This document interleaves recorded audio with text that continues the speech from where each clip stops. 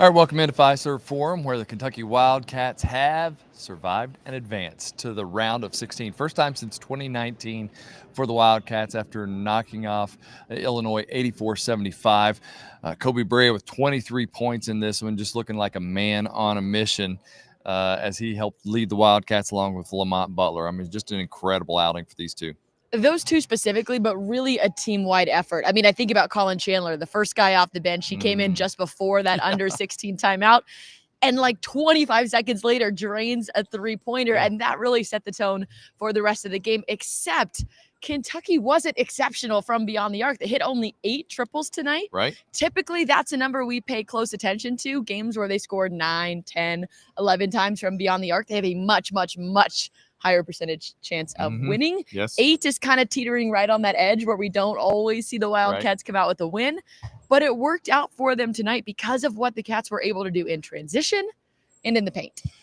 Especially in the second half. I mean, that's where it was kind of, a 5-point game, 7-point game at the half, something like that. And they come out of the locker room and they just quickly scored 10 straight without letting Illinois score. A couple of those were Amari Williams on steals, going down, getting a dunk.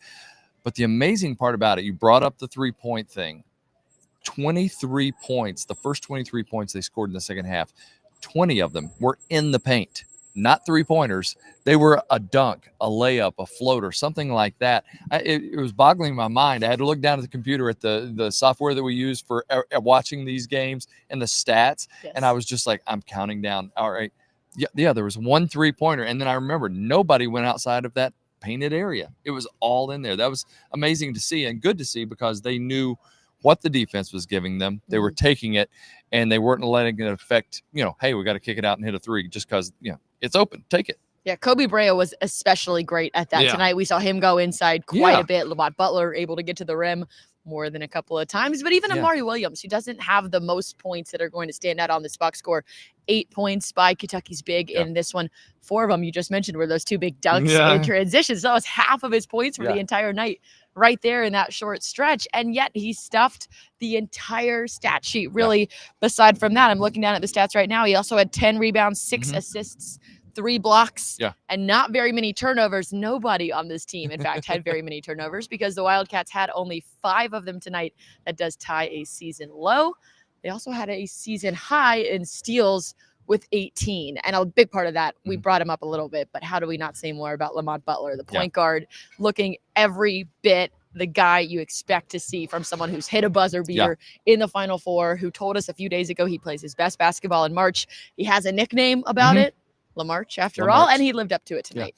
I thought also, to me, they might have been a little bit nervous. Again, it always probably is in a first NCAA tournament game.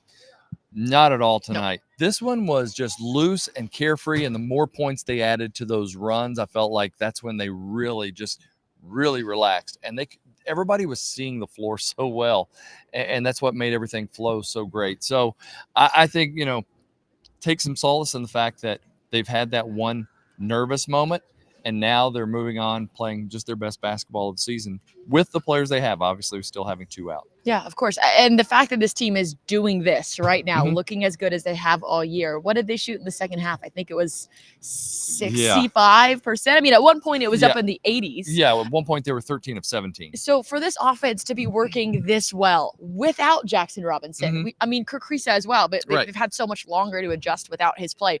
Jackson Robinson was the second leading scorer on this team, and they are having to do it without him at this point of the year. And they're playing some of the best basketball we've seen them play. We haven't even mentioned the defense yet, but they held Illinois 9 points below their season average in terms of points per game.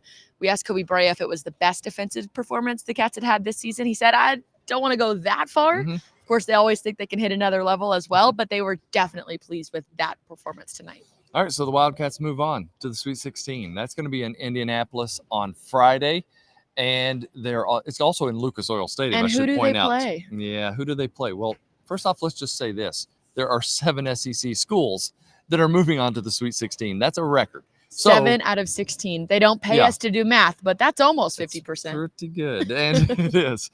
So 7 of those schools, and they got 2 games without having to play an SEC school. So guess what? Right back to it. SEC school, Tennessee. The team they knocked off twice this season, once in Knoxville, once in Rupp Arena. That makes it kind of interesting because creates that thing. Is this a tough matchup for Tennessee? Is Tennessee going to have that, fire in its belly to come out and get some revenge? That's going to be a lot of fun to see this We've matchup. wondered that about Zakai Ziegler for the better part of the last 30 years. Is this finally the first time Zakai Ziegler goes off against Kentucky? How does Lamont Butler specifically? We have not seen Lamont fully get through a Tennessee game healthy this year. Yeah. We asked him about that too. He said, man, I just hope I get to the end of this one.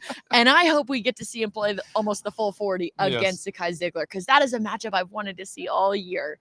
And hopefully we get it in this one. And hopefully puts him into retirement. All right, so Kentucky, again, going on to Indianapolis, and we will be there to cover it all for you as well. Thank you so much for following along with us here in Milwaukee, but that'll do it for now. For Maggie Davis,